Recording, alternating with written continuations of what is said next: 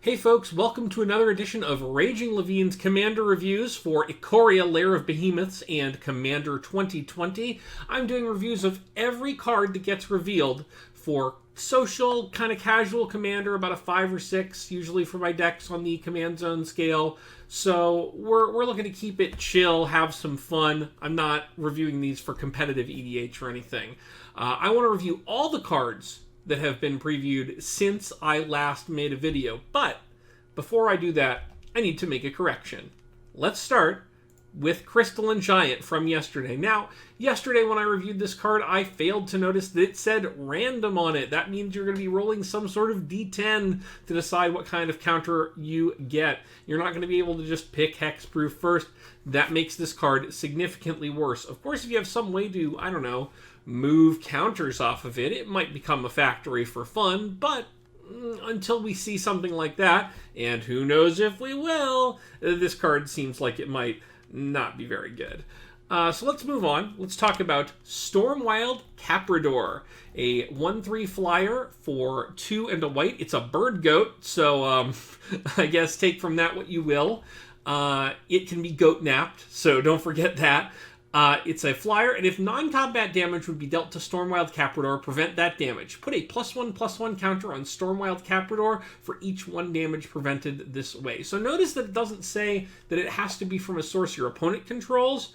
You can deal damage to this yourself and have it grow. So, it combines pretty well with red board wipes cards like Blasphemous Act. Imagine putting 13 +1/+1 counters on Stormwild Capridor all in one go, and having the only creature after a wrath. You could also try something like Nin the Pain Artist, draw some cards, make the Capridor bigger. There are a lot of possibilities for ways to sort of offload damage onto this card in profitable ways. Next up, we have Pouncing Shore Shark, a 4/3 mutate, 4 and a blue to cast normally, 3 and a blue to mutate. It's got flash, and whenever this creature mutates, you may return target creature an opponent controls to its owner's hand. I think the best part of this card is that it's a shark beast with, like, tiger arms. It looks like it's for limited. Bouncing isn't high enough value for me to want this in Commander. Next up is Shark Typhoon, 5 and a blue for an enchantment. Whenever you cast a non-creature spell, create an XX blue shark creature token with flying, where X is that spell's converted mana cost. And then you can cycle it for X, 1 and a blue, and when you do that, you get an XX blue shark creature token with flying. So these are flying sharks, folks. They don't have laser beams on their heads, but this is about as close as we're going to get. Look at that hammerhead in the front, by the way. That's absolutely wonderful art. Really, really cool.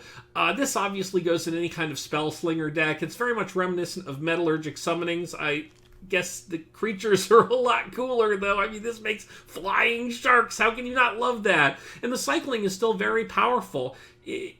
Even for 4 mana, you're going to get a 2/2 flyer that draws you a card at instant speed, and that's a reasonably good deal. The deal's, okay to good depending on how much mana you sink into it. The more mana you sink into it, well, the bigger of a flyer you get, and that's pretty cool, and you always get your card back. It's not like, it's hard to counter it. You can disallow or Tail's End or something, the cycling, but there's not a lot of ways to cycle it that come up a lot. Next up is Everquill Phoenix, 2 and 2 red for a 4/4 Phoenix, or mutate for 3 and a red. It's a 4/4 flyer, and whenever it mutates, create a red artifact token named Feather with 1 sacrifice Feather, return target Phoenix card from your graveyard to the battlefield tapped. So, unless you're all in on Phoenixes, this is going to get itself back. It doesn't mutate out of the graveyard. You don't get to cast it like that. So you're going to want to mutate things onto it, which means that this ensures you a repeatable mutate target, which, if you're playing a mutate commander, could be good. It gives you something to mutate onto over and over and over again, guarantees you a creature without you having to play lots and lots of other random creatures to mutate onto and then potentially lose some value. Next up is Footwork Crater, a red aura enchant land. Enchanted land has tap. Target creature gains trample and haste until end of turn. Cycling 1. Hey, that's the best part of the card, cycling 1, because you're costing yourself a mana and a card up front, and then another mana each turn to give something trample and haste. Don't like this. Next up is Gemraiser, 3 and a green for a 4/4 trample reach beast with mutate 1 green. Whenever this creature mutates, destroy target artifact or enchantment an opponent controls. The trigger is low to medium impact, but adding reach and more notably trample to one of the 6/6 or 7/7 evasionless mutate bases could matter. I will say that often there's an artifact or enchantment that you don't recognize as killing you, but it's killing you. Let's take Guardian Project, for example. I know that a lot of people have been talking about that card recently. It's killing you when your opponent has it on the battlefield. Smothering Tide, when your opponent has it on the battlefield, it's killing you. It seems like the stuff that they use it to do is killing you, but it's really that engine card that is making you lose the game. This was brought up actually this morning by a friend of mine, All Hail Bolas, on Twitter, so all credit to them for starting the conversation on that. But I totally agree with them. It's those engine cards that kill you, and those engine cards are very often artifacts and enchantments. Next up, we have Nethroi, Apex of Death. 2 white, black, green for a 5/5 legendary cat nightmare beast. And it's got mutate for 4, and then 2 black and a green-white hybrid mana. Death Touch, Lifelink, and whenever this creature mutates, return any number of target creature cards with total power 10 or less from your graveyard to the battlefield. This is crazy. So Nethroi asks you to fill your graveyard, put a bunch of creatures with ETB triggers, sacrifice abilities, things that care about things, dying, stuff like that, and then refill your graveyard again by the next time you mutate with Nethroi. Cards like Sir Conrad will trigger when you use Nethroi. This is just an all-out value fest, which is everything an Abzan player could ask for. Abzan decks love to just recycle stuff from the graveyard, bring things back, put things back in the graveyard, sacrifice stuff, get a bunch of triggered abilities in the process, and end up killing everybody with like a 0/1 creature that just triggered 93 times. So if you're looking for a value-focused mutate engine, Nethroi is your cat nightmare beast. That being said, you're being asked to stack your deck up with both mutate cards because you want to get more mutate synergy, and these good creatures that you want to bring back, which is a little confusing. I guess you don't have to play other mutate cards, but then you're losing a lot of value. So I actually, for once, I feel like there might be some interesting, tense deck building in the Nethroi deck lists, and I'm excited to see what that looks like. Also, look at those floating skulls. Looks like a microtransaction or something that Nethroi bought for its character. That's pretty cool. Next up, we have Riel, the Everwise. 1, a blue, and a red for a 0/3 legendary human wizard. But Riel, the Everwise, gets +1/+0 for each instant and sorcery card in your graveyard. And whenever you discard 1 or more cards for the first time each turn, draw that many cards. So this works with cycling. The first time you cycle something each turn, you're going to draw an extra card. It works with looting effects, same kind of deal, maybe a burning inquiry. But where it really shines, and I hate to say this, is with wheels. Cards like Wheel of Fortune are really going to make Riel shine. If you discard 7 cards to your Wheel of Fortune and then draw, 14 back, it feels like you're getting pretty far ahead on what ought to be a symmetrical effect. So that seems ridiculous. Next up, we're going to move out of Ikoria and into Commander 2020 for some reprints. We've got Alicia, who smiles at death, 2 and a red for a 3/2. Well, I'm not going to read these reprints all to you, actually. That's not something that you need. You've seen these cards before. Alicia's a really cool card. Fantastic Mardu commander, really cool recursive ability, great backstory, check it out sometime. Next up, Shared Animosity, a card that I'm very happy to see reprinted, great in tribal decks that want to go wide. You get a lot of power bonuses, especially if you're in a token type deck. Crop Rotation, a card that I think it's great that it has a reprint. This art is awesome. Crop Rotation, always used to do totally fair things, never fetches lands like Dark Depths. Nope, don't worry about it. Rashmi, Eternity's Crafter, a great way to cast some free spells. Life Crafter's Bestiary, a great way to get value every time you cast a creature spell and smooth out your draws a little bit. That's it for the reprints. Let's move on to Brawlin Skyshark Rider. Now, it feels weird to have a Skyshark Rider whose sword seems to be studded with shark teeth, but I'm going to let it go, but Bralin, you're on notice. Bralin Skyshark Rider, 3 in a red for a 3/3 legendary human shaman, partners with Shabraz the Skyshark. That is a great name. And I haven't even touched on how awesome the idea of a Skyshark is. Like, somebody says Skyshark to you, you immediately know what they're talking about. It's like, okay, that's a flying shark. We've already been sort of introduced to this idea with Sharknado.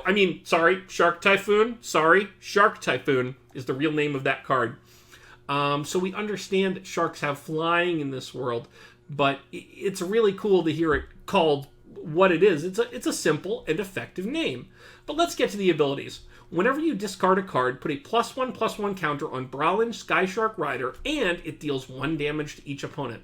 And you can pay a red to give target shark trample until end of turn. So, obviously, Bralin is going to be supporting Shabraz, giving it trample, but more importantly, this is another creature that works really well with cycling, with looting effects, and again, with Wheels of Fortune, things like that. Anytime you discard a card, this is not limited to the first time each turn, folks.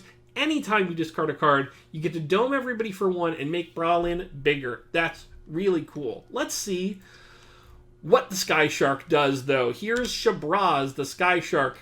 It's a 3/3 for 3, a white and a blue.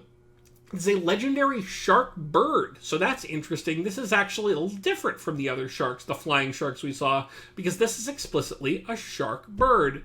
And you can tell because it's got wings, which is just glorious and terrifying all at once.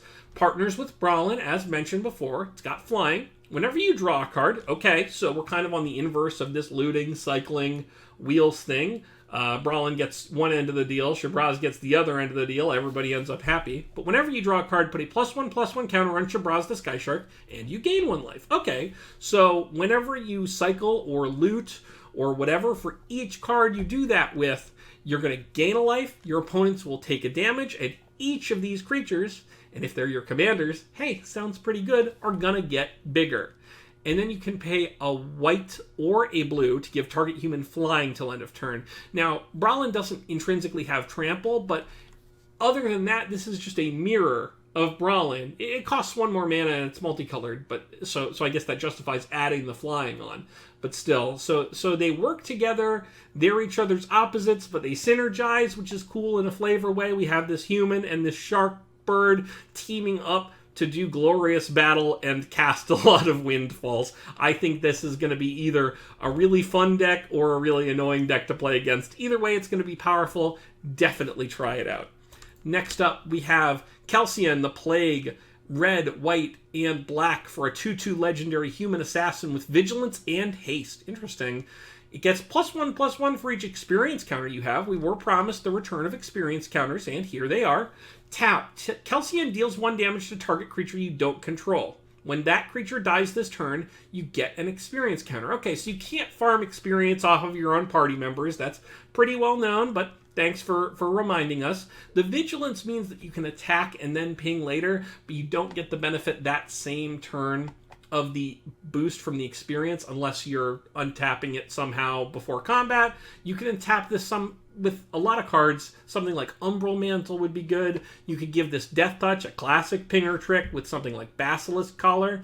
You could even pair it with another powerful pinger that cares about creatures dying, such as Deathbringer Thoktar, a card I played against some 12 hours ago this morning and really enjoyed.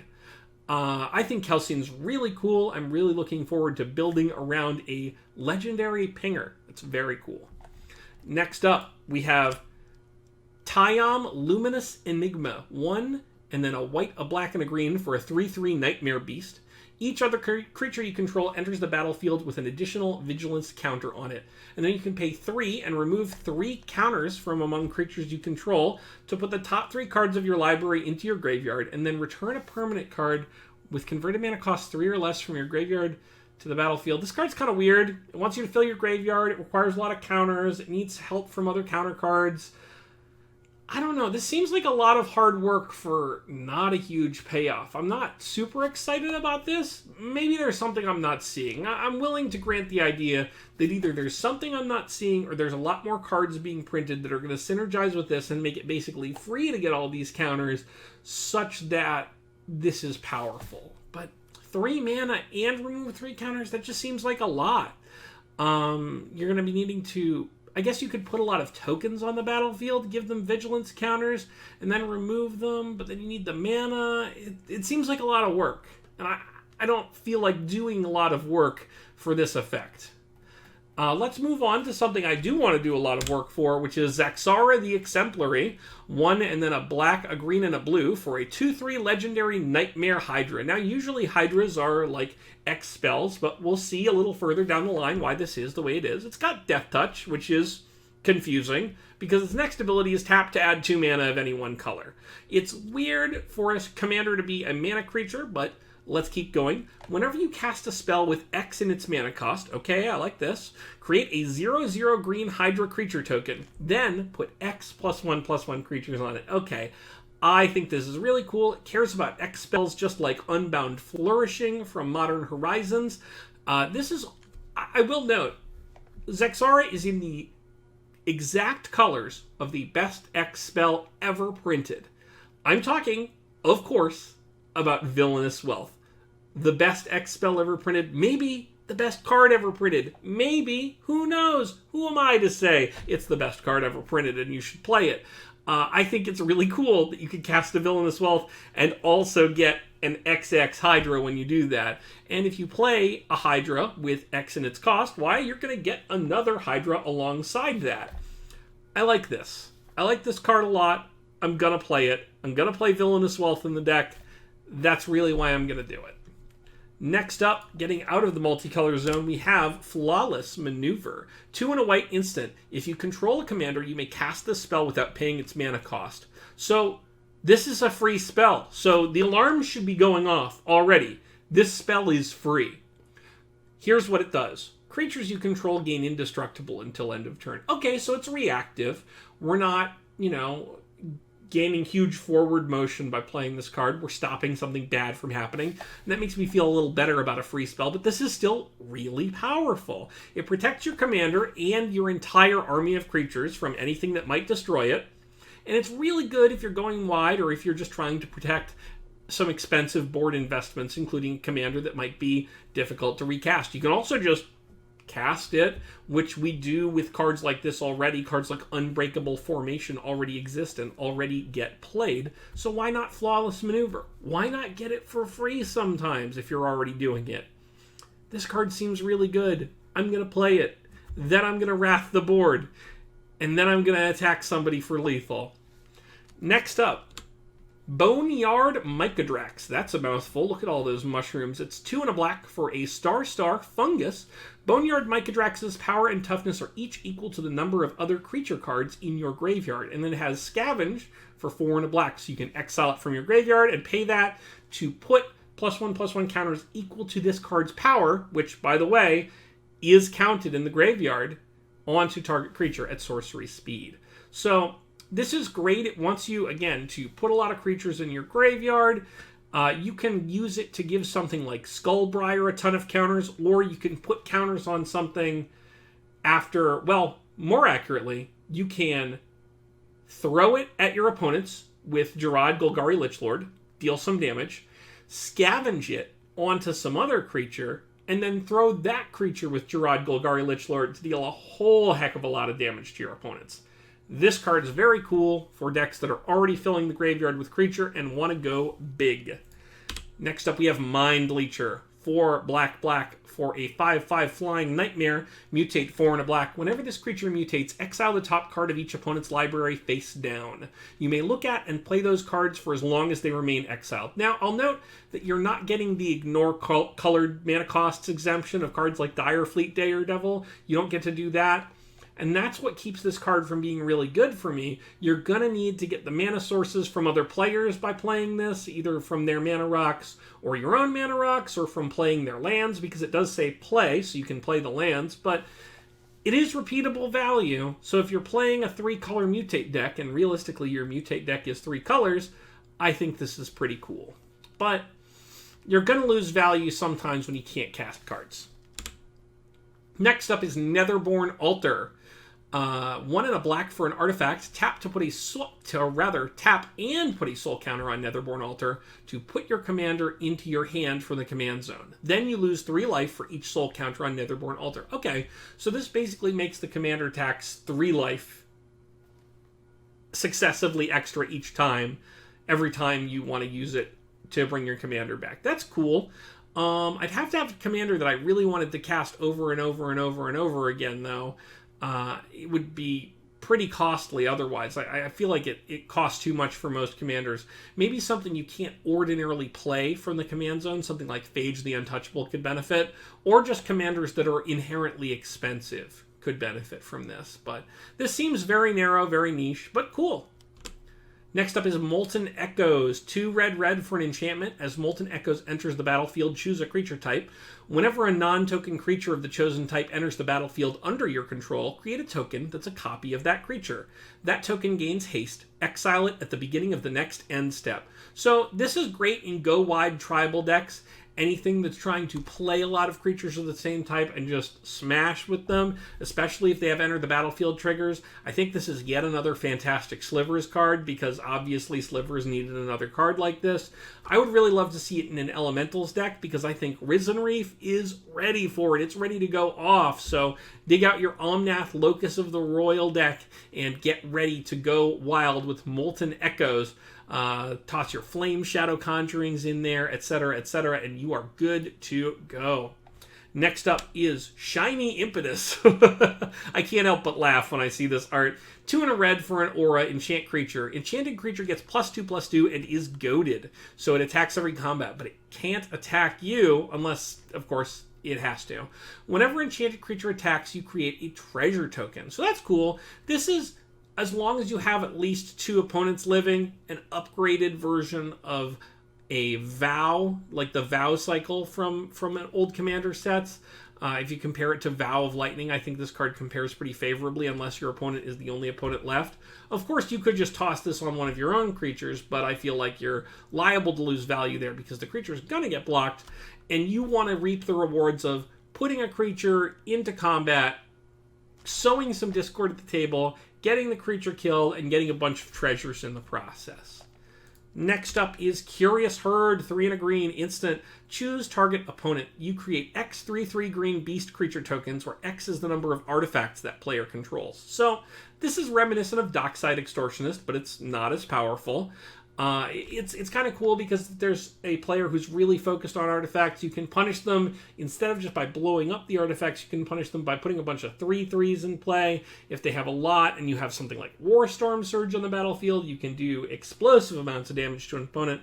You can also play this with Mycosynth Lattice and just get a ton of 3/3s from whoever has the most permanents in play. Next up is Obscuring Haze. It's another free spell. 2 and a green, instant, but if you control a commander, you may cast this spell without paying its mana cost. Prevent all damage that would be dealt this turn by creatures your opponents control. So again, a reactive card. I don't think it's as powerful as the white one. It's a one-sided fog, and that's pretty good, but that relies on combat happening, attacking and blocking, or you being attacked by a large force that you just want to say, no, I looked like I was tapped out, but actually I'm fine. It's still okay when it's not free. I think the white one is better, like I said, but this card's actually pretty good. I wouldn't sleep on this one. This is a great way to turn a bad situation where you're getting alpha struck into a situation where you can untap and kill an opponent. Next up, Sanctuary Blade. 2 mana for an equipment. As it becomes attached to a creature, choose a color. Equipped creature gets +2/+2 and has protection from the last chosen color. Equip 3. So it's 5 mana before it ever gets attached to something, and that thing gets +2/+0 and protection from a chosen color. And then if you want to move it and change colors, you got to pay another 3. I guess this is okay in a Voltron-style deck where you want to swap up different kinds of protection, but you have to move it around. It's very costly over time. I'm not a huge fan of this card. And last, we have Nesting Grounds. It's a land. It taps for colorless. You can pay 1 and tap it to move a counter from target permanent you control onto another target permanent at sorcery speed only. This is interesting. So yesterday when I was talking about not having good ways to move counters around, that's not necessarily true anymore. We have a colorless land that does it now, albeit it does cost 2 mana effectively to do it because you're paying 1 and tapping this land, but still, it's an easy, repeatable way to get things done. It just slots right into your mana base. So any color deck can play this. So keep an eye on Nesting Grounds. It's not a huge effect, but it's powerful if you get to do it turn after turn after turn and move counters around. So that's pretty cool. Alrighty, folks, that is it for the review today. Please, if you liked this, tell your friends, hit all the nice buttons down below this video. Make me happy, give me all the endorphins I crave here in this social media apocalypse. I need them so badly, because what else are we doing here in this world at this time? Thanks so much for checking out the video, and I'll be back tomorrow with yet another review.